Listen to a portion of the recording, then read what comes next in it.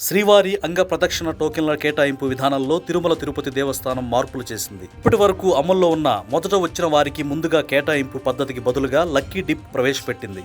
3 నెలల ముందుగానే టోకెన్లు ఆన్లైన్లో విడుదలవుతాయి. డిసెంబర్ నెల టోకెన్ల కోసం సెప్టెంబర్ 18 నుంచి 20వ తేదీ వరకు టీటీడీ వెబ్సైట్ ttdevastanams ap.gov.in లో నమోదు చేసుకోవాల్సి ఉంటుంది. శుక్రవారం మినహా శనివారం 500, మిగిలిన రోజుల్లో 750 టోకెన్ల చొప్పున జారీ చేయనున్నారు. ఒకసారి అంగ ప్రదక్షిణ చేసిన భక్తులు మళ్లీ చేయాలంటే 6 నెలలు వేచి ఉండాలి. గతంలో ఈ సమయం 3 నెలలుగా ఉండేది. ఎక్కువ మంది భక్తులకు అవకాశం కల్పించాలనే ఉద్దేశంతో 6 నెలలకు మార్చారు. గతంలో ఆఫ్లైన్ లో అంగ ప్రదక్షిణ టోకెన్లు జారీ చేసేవారు. తర్వాత వాటిని పూర్తిగా ఆన్లైన్ లోకి మార్చారు. టీటీడీ ఇప్పటికే సుప్రభాతం, తోమాల, అర్చన, అష్టదళ పాదపద్మారాధన వంటి ఆర్జిత సేవలకు లక్కీ డిప్ విధానాన్ని అమలు చేస్తోంది. తాజాగా అంగ ప్రదక్షిణ సేవ కూడా ఈ జాబితాలో చేరింది. లక్కీ డిప్ కోసం భక్తులు 3 నెలల ముందుగా పేర్లు ఆన్లైన్ లో నమోదు చేసుకోవాలి.